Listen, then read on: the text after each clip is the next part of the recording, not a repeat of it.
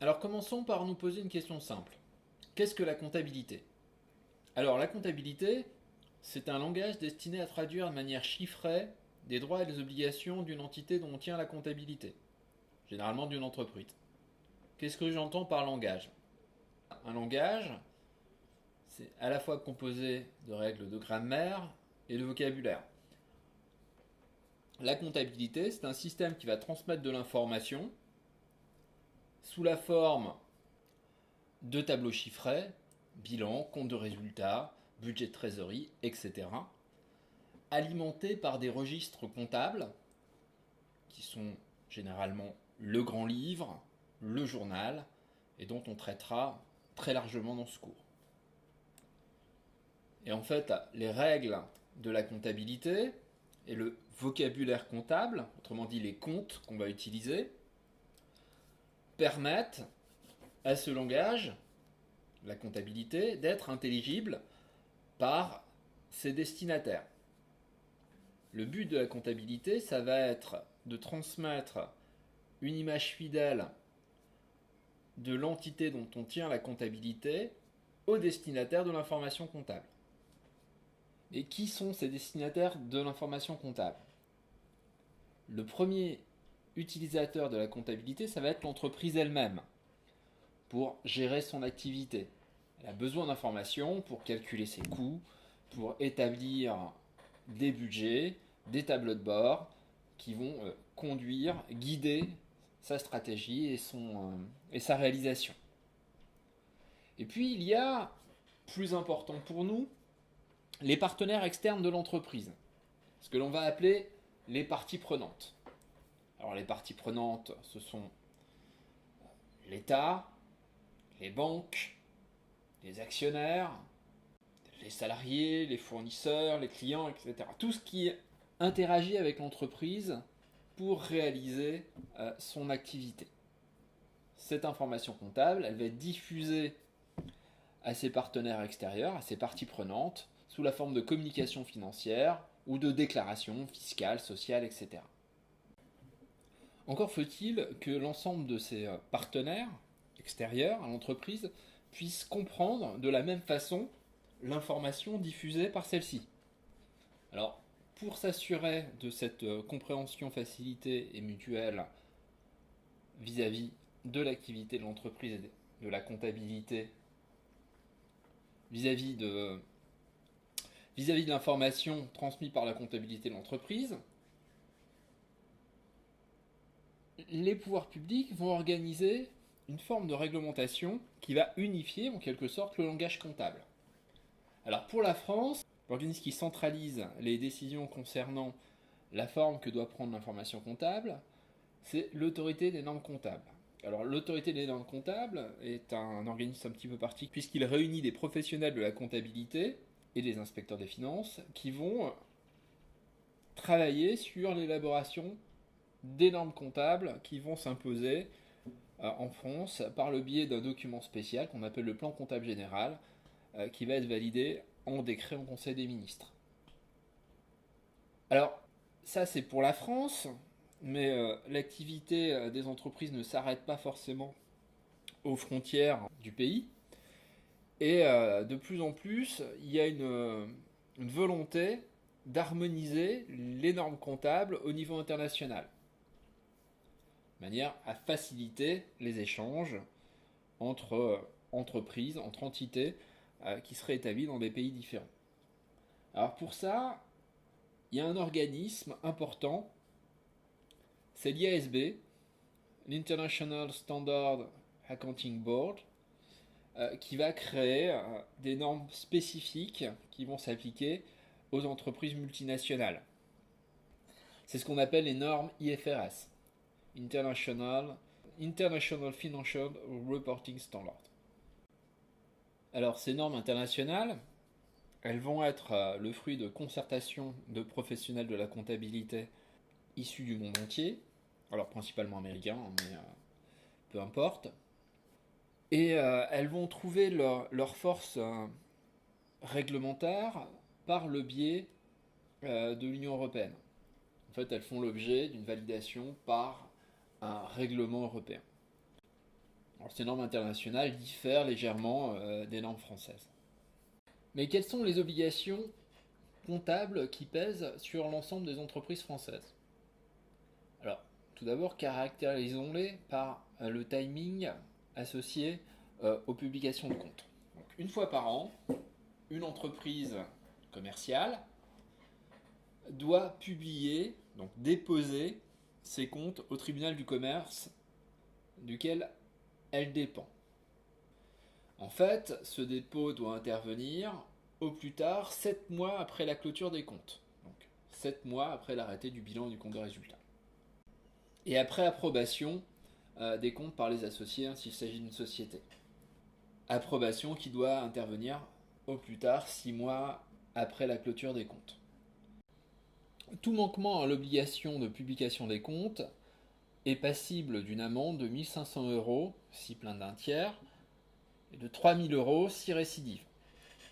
Néanmoins, le président du tribunal de commerce duquel l'entreprise dépend peut ordonner une astreinte qui verra pénaliser l'entreprise pour chaque jour de retard dans la publication de ses comptes. Pour le secteur de l'agroalimentaire, la situation est encore plus contraignante puisque l'amende n'est plus de 1 500 € mais de 2% du chiffre d'affaires. Alors, bien sûr, cette obligation de publication de compte ne concerne pas toutes les entreprises. En fait, les très petites entreprises vont avoir la possibilité de s'abstenir de publier leurs comptes. En fait, si une entreprise remplit au moins 2 de ces critères, moins de 10 salariés ou réalisant moins de 700 000 € de chiffre d'affaires hors taxes ou ayant un total de bilan de moins de 350 000 € peut s'abstenir de publier ses comptes. Et la différence d'obligation comptable entre les entreprises en fonction de leur taille ne s'arrête pas là.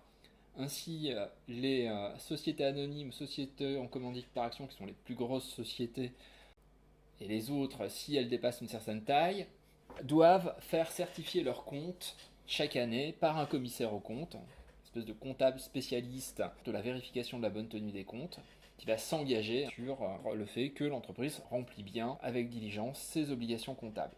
Les groupes, de leur côté, doivent publier, s'ils dépassent une certaine taille, des comptes consolidés, c'est-à-dire des comptes qui sont élaborés comme si le groupe ne formait qu'une seule entité. Donc on va réunir les comptes de l'ensemble des sociétés qui composent le groupe, et puis avec un certain nombre de règles, on va transformer cette multitude de comptes qui s'additionnent en un compte unique qui correspondra à la situation économique du groupe dans son ensemble.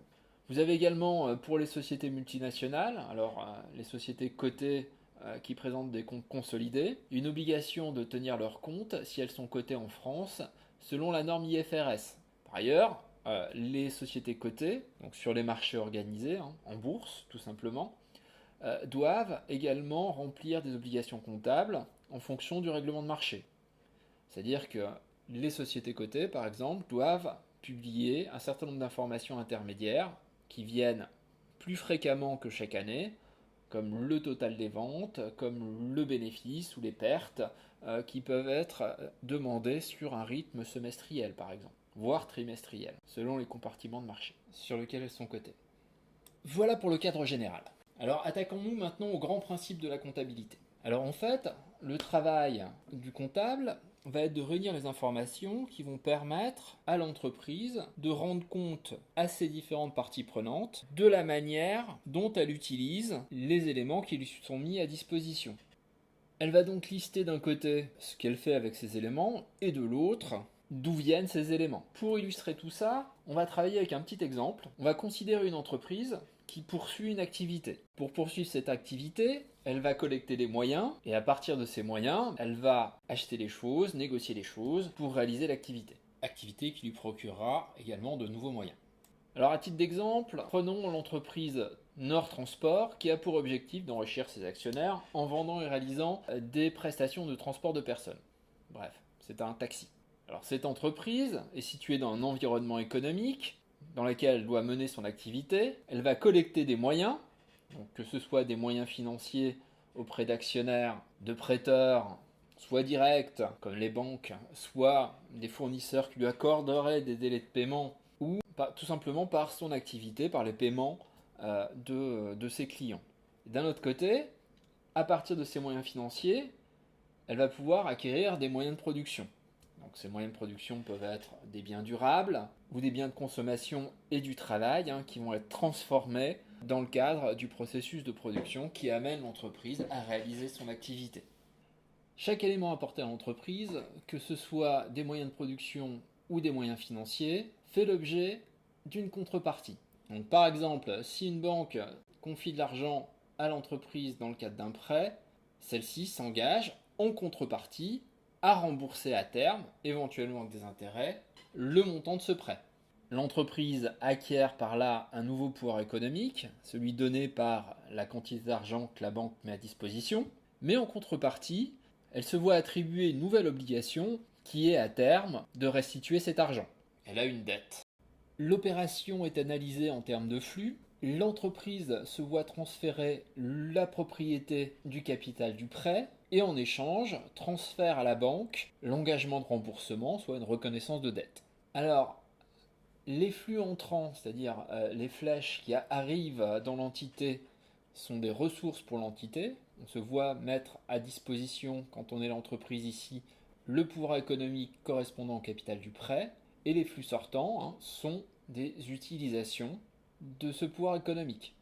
Ici, la banque utilise le pouvoir économique correspondant au capital du prêt pour le transférer à l'entreprise. Pour elle, il s'agit d'un emploi, du pouvoir économique qui lui a par exemple été conféré par ses déposants, les individus qui ont déposé leur épargne à la banque.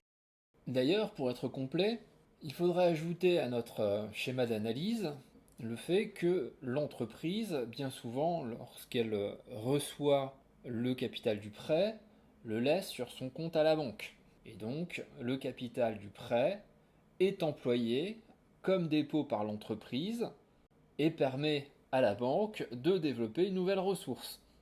Donc vous avez cette seconde série de flux qui est indiquée ici en rouge et qui vient compléter le schéma de l'opération. Donc vous avez une nouvelle ressource pour l'entreprise, le capital du prêt, mais également un nouvel emploi pour elle, le nouveau dépôt à la banque. Et pour la banque, vous avez un emploi de ressources qui est le prêt conféré, et une nouvelle ressource qui est le capital du prêt qui est déposé sur le compte de l'entreprise à la banque. Donc en économie, on appelle ce phénomène le fait que les crédits font les dépôts. On est face à un phénomène de création monétaire, mais peu importe. Ici, on pourra considérer plusieurs types de flux.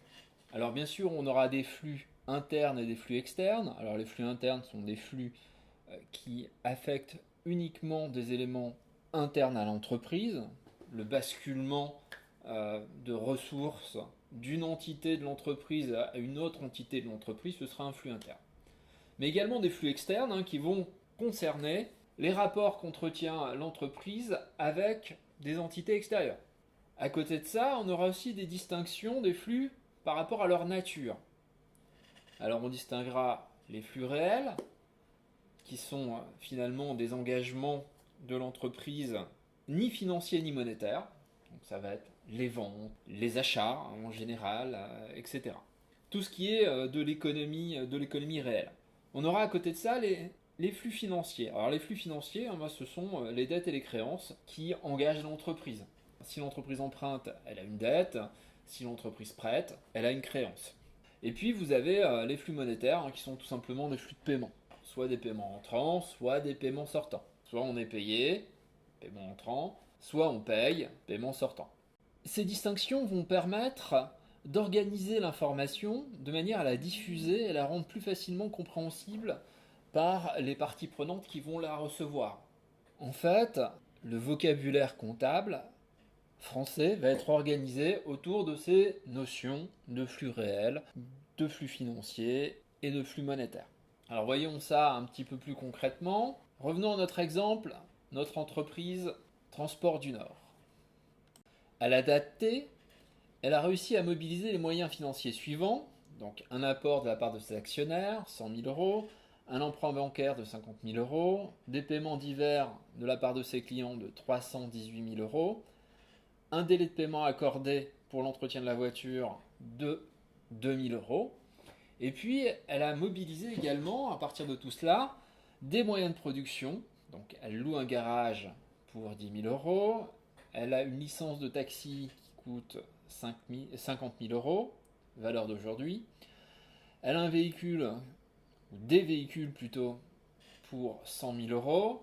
Elle a versé des salaires sur la période pour 180 000 euros. Elle a acheté du carburant pour 100 000 euros. C'est assuré pour 6 000 euros, a des frais d'entretien pour 12 000 euros, a payé des intérêts d'emprunt pour 2 000 euros et une réserve de trésorerie de 10 000 euros. Toutes ces informations, en fait, il va falloir les organiser pour transmettre une image représentative de l'entreprise, de la situation de l'entreprise pour ses parties prenantes. Alors on va essayer de représenter le patrimoine de l'entreprise à la date T pour renseigner nos parties prenantes. Alors, qu'est-ce qu'on va distinguer dans ce patrimoine ? On va distinguer les emplois des ressources, de manière à pouvoir indiquer ce que l'on a fait avec ce que l'on nous a confié. Donc, ce qu'on a fait, c'est les emplois, et ce qu'on nous a confié, c'est les ressources. Et à chaque instant, on devra avoir égalité entre emploi et ressources. Alors pourquoi ? Tout simplement, si vous n'avez pas la ressource nécessaire pour payer un emploi, vous ne pouvez pas réaliser cet emploi. Et inversement. À chaque fois que vous avez une ressource, elle doit être employée à quelque chose, sachant que la mise en réserve est considérée également comme un emploi. Alors revenons à notre liste précédente et essayons d'identifier ce qui correspond aux emplois et ce qui correspond aux ressources de l'entreprise.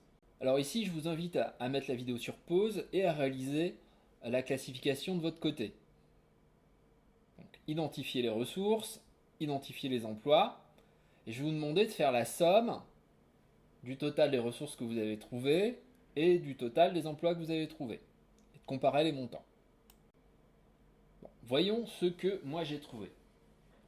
Alors comme ressources, pour commencer.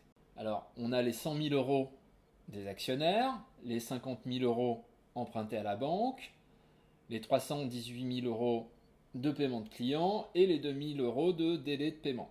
Donc on a 470 000 euros de ressources. Et qu'est-ce qu'on a fait avec ces ressources ? On a acheté tous les moyens de production. Donc 10 000 pour le garage, 50 000 pour la licence, 100 000 pour le véhicule, etc. Ce qui nous amène à un total des emplois qui est égal au total de ressources, c'est-à-dire 470 000 euros. Et c'est logique. Si vous n'aviez pas eu les dites ressources, vous n'auriez pas pu réaliser ces emplois. Ce qui nous permet d'illustrer un principe fondamental en comptabilité, le principe de partie double. À tout moment, pour chaque opération, les emplois doivent être égaux aux ressources. Si on a pu réaliser un emploi, c'est qu'on avait une ressource correspondante. Et chaque ressource doit être employée. Ceci étant, reste à rendre compte de tout ça. Alors pour rendre compte de tout ça, on va passer par le biais de tableaux, notamment du bilan. Alors le bilan donne une image du patrimoine de l'entreprise à un moment donné. Dans le bilan, les emplois identifiés sont appelés actifs.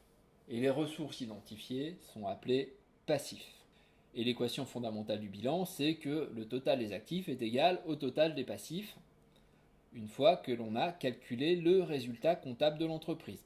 Alors voyons parmi tous nos éléments ce que l'on va faire entrer dans le bilan, soit à l'actif, soit au passif.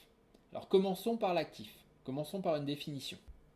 Les actifs sont des emplois intermédiaires, ils ont la caractéristique de ne pas être immédiatement consommés par le processus de production. Ils apportent ainsi un avantage économique futur du fait de leur possession.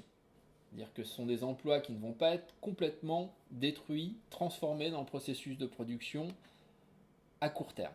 Alors ceci étant posé, je vous renvoie une nouvelle fois à la liste des moyens financiers et moyens de production de l'entreprise et je vais vous demander d'identifier les actifs et de faire la somme de leurs valeurs. Mettez la vidéo en pause et réalisez le travail. Alors qu'est-ce qu'on a comme actif ? Alors on a tout d'abord la licence de taxi, En fait, la licence de taxi, c'est un droit qu'on a acheté pour pouvoir exercer la profession. Tout le temps que va vivre l'entreprise, cette licence de taxi va exister. Elle va servir au processus de production, mais elle ne sera pas complètement, directement consommée par celui-ci. Ensuite, vous avez les véhicules.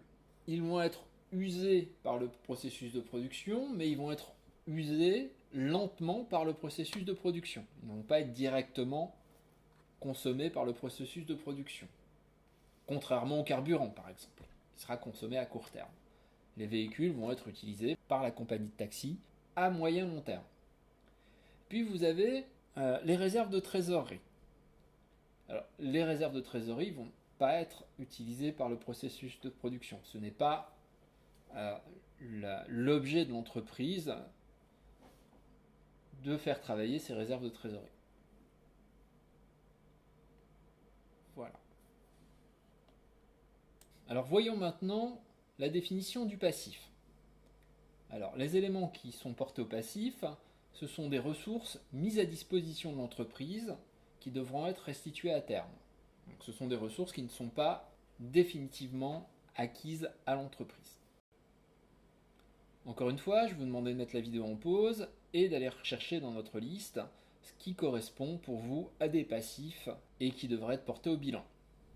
Alors qu'est-ce que j'ai trouvé?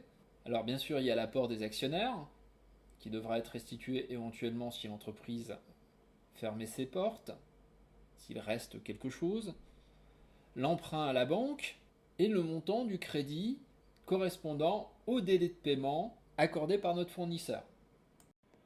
Alors maintenant qu'on a identifié ces éléments, il va falloir les organiser dans le bilan. Pour faciliter la lecture de ce bilan, les différents éléments vont être ordonnés en fonction de leur degré de liquidité. Alors qu'est-ce que ça veut dire? Alors ça veut dire pour les actifs, en fonction de la facilité qu'on a à les transformer en argent pour acheter les choses. Et les passifs, en fait, c'est en fonction de leur degré d'exigibilité, de la proximité du moment où on va devoir les restituer. Dans cette articulation, on va avoir d'un côté à l'actif les biens durables, les stocks et les créances, suivis de la trésorerie, qui est directement de l'argent finalement. Et au passif, on va avoir les capitaux propres, donc ce qui vont apporter les actionnaires, ce que possèdent les actionnaires finalement, et les dettes. Alors il y a une particularité dans ce qui possèdent les actionnaires. En fait, le produit de l'activité de l'entreprise sur la période comptable correspondant à l'exercice, à l'année, le résultat, la mesure finale de l'enrichissement de l'entreprise sur la période, ou de l'appauvrissement de l'entreprise sur la période si ce résultat est négatif, va se situer dans les capitaux propres. Alors pourquoi ça se situe dans les capitaux propres? Tout simplement parce que c'est à partir de ce résidu que les actionnaires vont pouvoir se rémunérer éventuellement, en se versant des dividendes. Reprenons notre exemple pour illustrer tout ça. Retour à Transport du Nord, et on va établir son bilan. Pas de difficulté, on a déjà identifié les actifs et les passifs, donc il ne nous reste plus qu'à les indiquer dans le tableau dans le bon ordre. Puis on va faire la somme des valeurs des actifs et la somme de toutes les valeurs des passifs.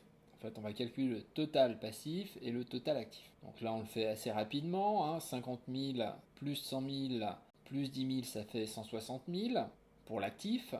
Et pour le passif, on a 100 000 plus 50 000 plus 2 000. Donc 152 000.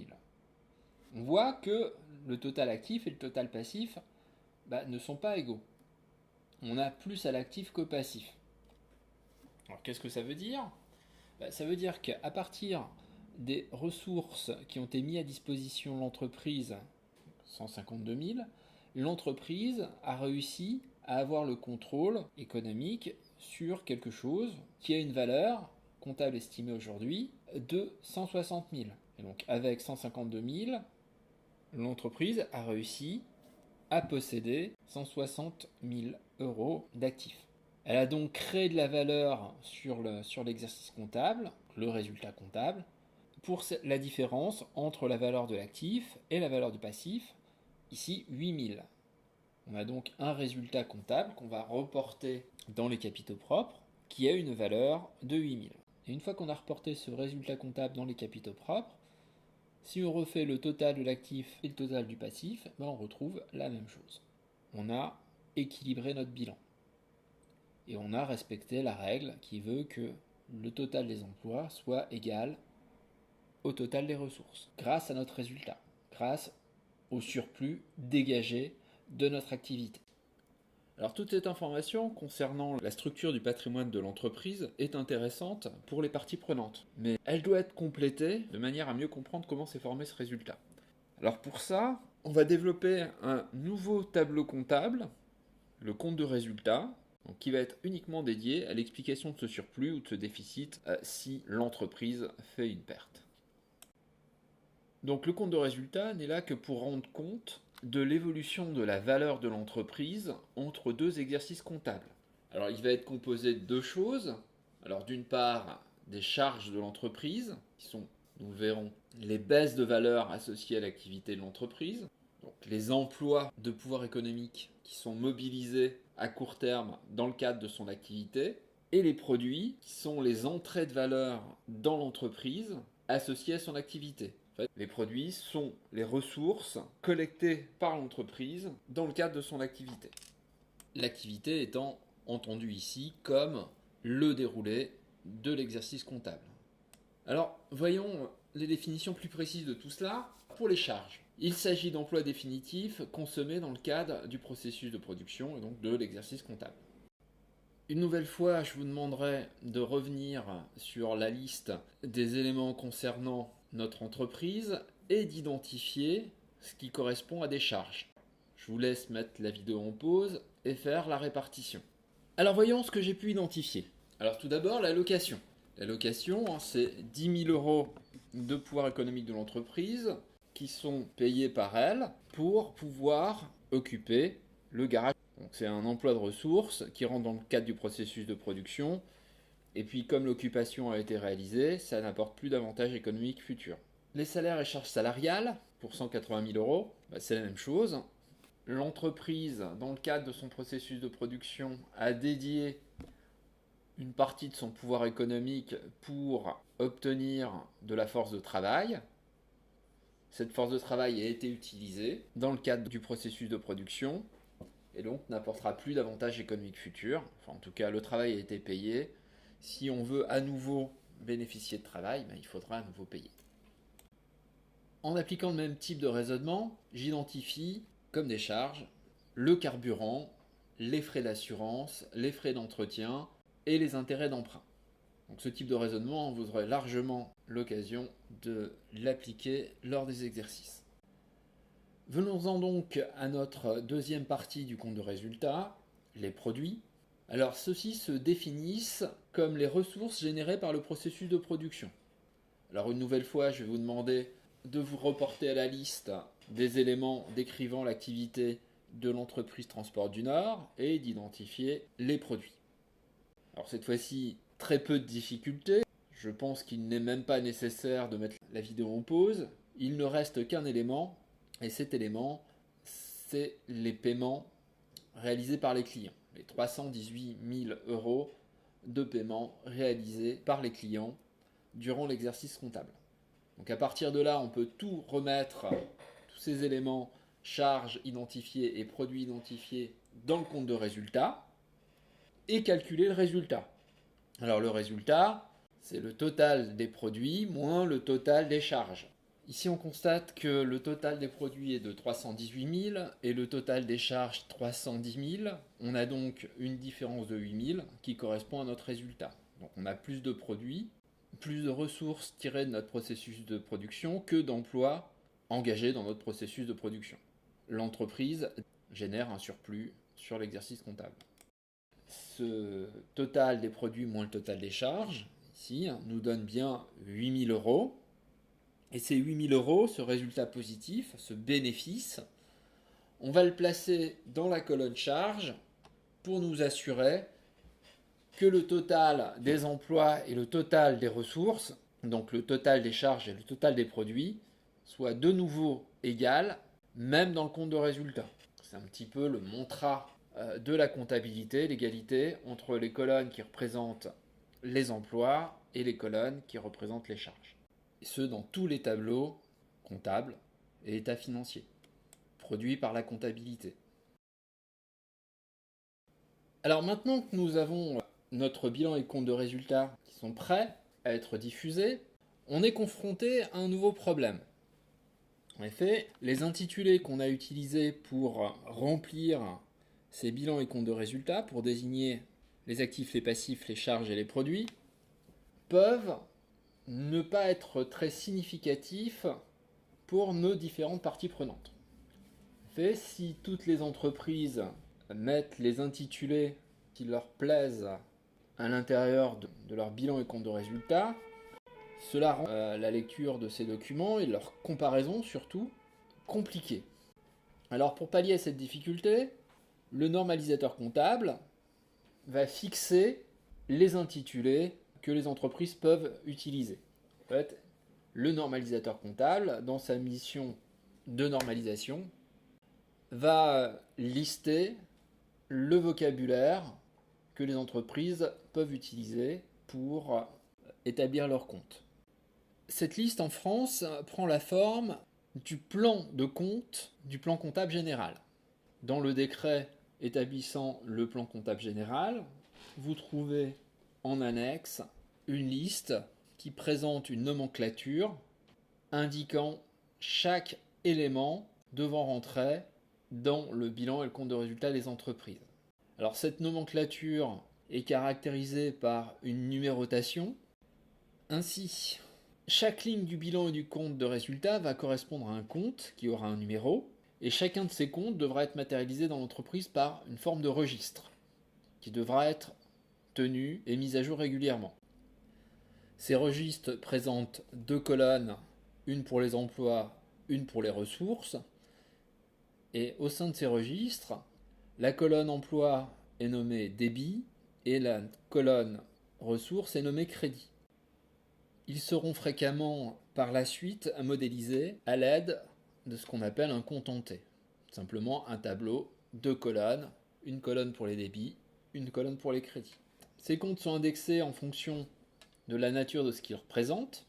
Ils portent généralement un nom en référence à la nature du flux auquel ils sont attachés. Ils doivent toujours être présentés dans l'ordre prévu par le plan de compte. Alors cet ordre est un petit peu particulier puisque on va commencer par le premier chiffre à droite pour fixer l'ordre de présentation. Alors voyons comment est construite rapidement cette nomenclature. Alors ce premier chiffre indique la classe du compte. Alors on compte 7 classes de comptes. La classe 1, ce sont les comptes de capitaux. La classe 2, les comptes d'immobilisation. La classe 3, les comptes de stock et en cours. La classe 4, les comptes de tiers. La classe 5, les comptes financiers. La classe 6, les comptes de charge. Et la classe 7, les comptes de produits. Bon, les comptes de la classe 1 à 5 représentent des éléments qui font partie du bilan de l'entreprise. Ainsi, à l'actif, vous allez retrouver les immobilisations, qui sont les emplois durables de l'entreprise, des éléments qui vont rester dans le patrimoine de l'entreprise plus d'un exercice comptable. Les comptes de la classe 3 sont les comptes de stock et en cours, qui représentent, comme le nom l'indique, les stocks et en cours de production, qui normalement vont rester moins d'un an dans le patrimoine de l'entreprise. Les créances à court terme sont représentées, eux, au bilan par des comptes de la classe 4, des comptes de tiers qui représentent des créances à court terme. Et les comptes de la classe 5 qui, eux, vont représenter les flux monétaires, les comptes financiers, se trouvent également à l'actif. Au passif, on va avoir uniquement 2 catégories de comptes, 2 classes de comptes qui vont se retrouver au passif.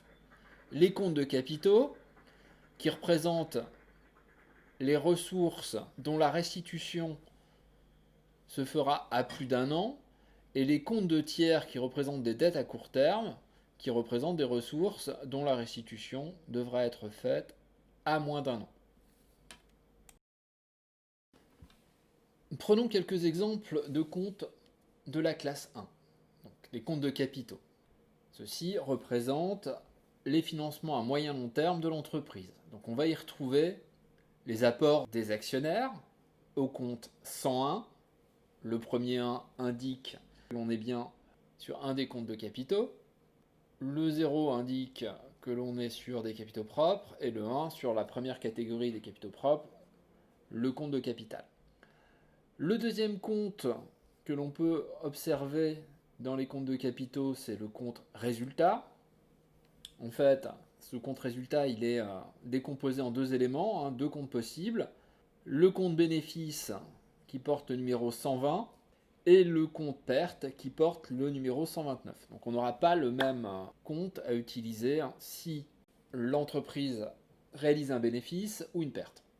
Alors le compte perte a une particularité, c'est qu'il apparaît négatif dans le passif de l'entreprise. En fait, c'est une perte de ressources pour l'entreprise. Vous avez également fortement utilisé le compte 164, emprunt auprès des établissements de crédit, qui représente les sommes qui ont été prêtées par les banques à l'entreprise à moyen long terme. Voilà pour cet aperçu des comptes de la classe 1. Passons à un aperçu des comptes de la classe 2, donc de la classe des immobilisations, qui sont des biens durables destinés à rester plus d'un an dans l'entreprise. Alors on a trois catégories d'immobilisation. Les immobilisations incorporelles, dont les comptes commencent par 20, 2, 0. Alors parmi ces comptes, vous avez par exemple les brevets, les licences, donc on compte 205. Alors ce qui caractérise les immobilisations incorporelles, c'est que ce sont des droits qu'a l'entreprise. Ce sont des éléments immatériaux. Ensuite, vous avez les immobilisations corporelles, dont les comptes commencent par 21, donc par exemple le matériel de transport, au compte 21-28, 2128. Vous avez également les immobilisations financières, troisième catégorie d'immobilisation, dont les comptes commencent par 26. Ces immobilisations financières représentent des titres que l'entreprise détient pour exercer un pouvoir sur l'émetteur du titre. Alors, par exemple, si on prend le compte 261, titre de participation, ce sont tout simplement des actions que l'entreprise détient sur ses filiales. Donc d'autres entreprises sur lesquelles elle exerce un pouvoir. Alors continuons notre tour d'horizon des différentes classes de comptes que l'on retrouve au bilan, avec les comptes de stock, les comptes de la classe 3, alors qui sont un petit peu particuliers. On aura un chapitre complètement consacré à l'utilisation de ces comptes, qui sont en fait des charges non encore consommées à la fin de l'exercice comptable. En fait, les éléments qu'on a en stock à la fin de l'exercice comptable sont des éléments qui normalement auraient dû rentrer dans le processus de production et être complètement consommés par lui. Et donc produire à terme de la valeur ou en détruire du fait du processus de production. Alors qu'est-ce qu'on a dans ces comptes de stock ? On a par exemple le compte matières premières, 311, le compte emballage, 326, le compte en cours de production, 331, le compte produit fini, 355, ou le compte 37, marchandises, ou 370 marchandises, qui représentent ces éléments qui normalement auraient dû être consommés dans le processus de production. Et donc ils vont rester moins d'un an dans le patrimoine de l'entreprise, puisque transformés ou revendus pour permettre à l'entreprise de gagner de la valeur. Alors après les comptes de stock, on arrive aux comptes de tiers. Ces comptes de tiers représentent les positions de dette ou de créance à court terme qu'a l'entreprise vis-à-vis de partenaires extérieurs non financiers. Alors au bilan, à l'actif, vous allez retrouver des créances, donc généralement créances sur les clients, donc dans le compte 411, ou vis-à-vis de l'État, si l'État nous doit de l'argent, alors par exemple pour la déduction de la TVA, donc vous avez le compte 44 566, ou par exemple vis-à-vis du personnel, à qui vous auriez fait une avance de salaire, une avance de rémunération.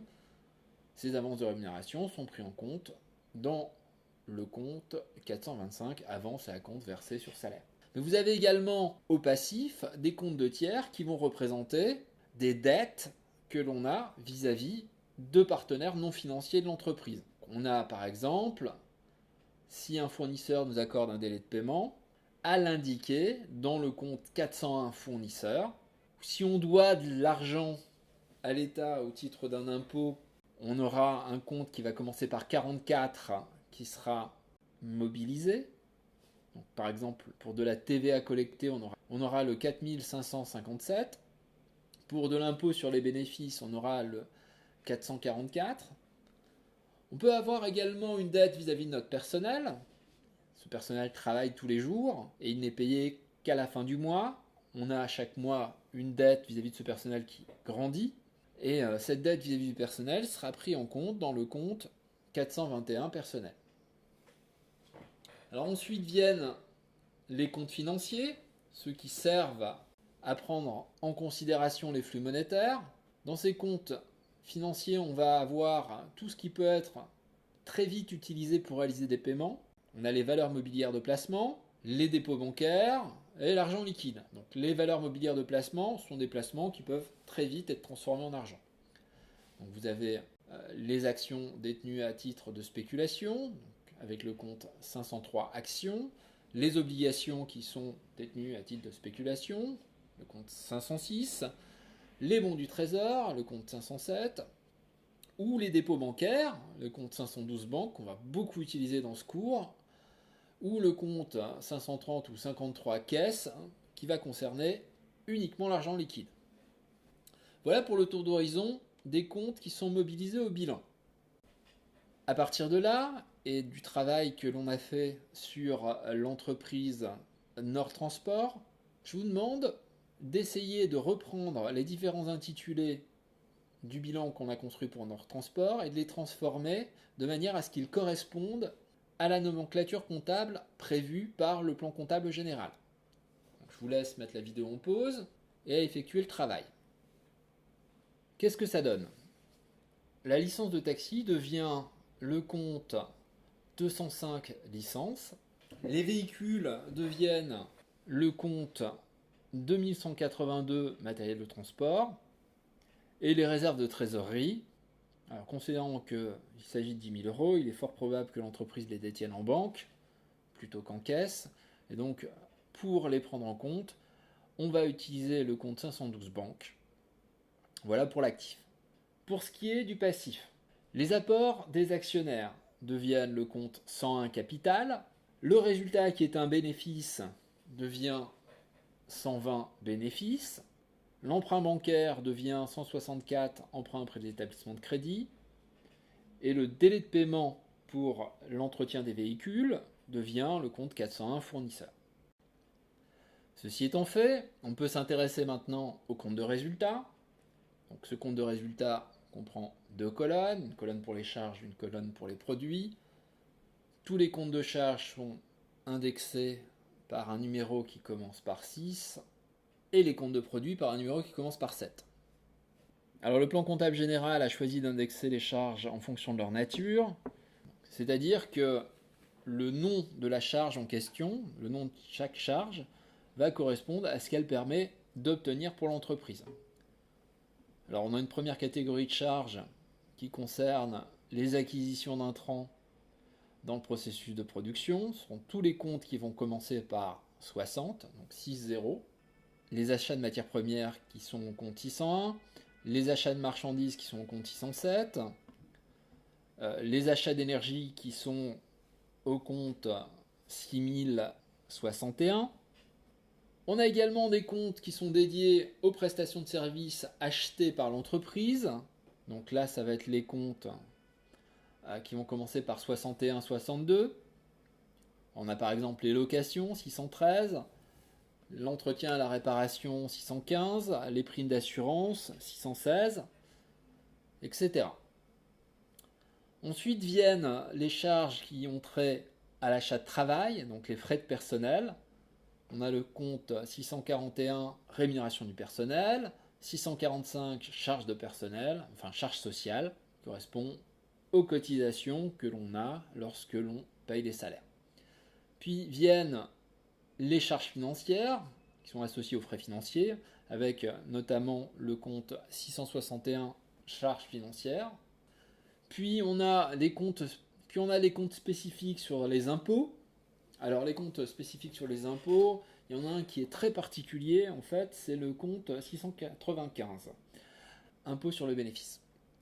En fait, ce compte 695, le montant qui est porté dans le compte 695 ne peut être calculé qu'à partir du moment où on a déjà calculé un bénéfice. Donc c'est une charge qui va être prise en compte uniquement après calcul de l'ensemble des autres charges confrontées à l'ensemble des autres produits. Nous reviendrons là-dessus, notamment lors d'exercices. Les charges viennent des produits, eux aussi sont indexés en fonction de leur nature. En fait, leur intitulé va représenter la nature de ce qui est cédé par l'entreprise pour obtenir le pouvoir économique que le produit permet de générer. Alors on a par exemple pour les ventes matérielles les comptes 701 vente de produits finis ou 707 vente de marchandises. Pour ce qui est des ventes de services, on va retrouver notamment les comptes 704 travaux, 705 études ou 706 prestations de services. Pour ce qui est du revenu des placements, on va avoir le compte 664, revenu des valeurs mobilières de placement. Alors, tout ça, c'est beaucoup de numéros de compte. Évidemment, je ne vous demande pas de connaître tous ces comptes par cœur. Par contre, un des objectifs de ce cours va être de vous familiariser avec une méthode qui permet très facilement de retrouver le compte désiré à partir du plan de compte, du plan comptable général. Cette méthode, nous la pratiquerons très régulièrement durant les exercices. Alors ceci étant dit, on peut maintenant essayer de transformer les indications que l'on avait dans le compte de résultat de Nord Transport en quelque chose répondant, en un nouveau compte de résultat, répondant à la normalisation comptable proposée par le plan comptable général. Alors, je vous invite encore une fois à mettre les choses en pause et à faire par vous-même cette classification. Ici, il faut faire attention, il faut bien classer les choses dans l'ordre du plan comptable. Donc, le premier élément qui va apparaître dans notre compte de résultat, dans la colonne charge, ça ne va pas être la location.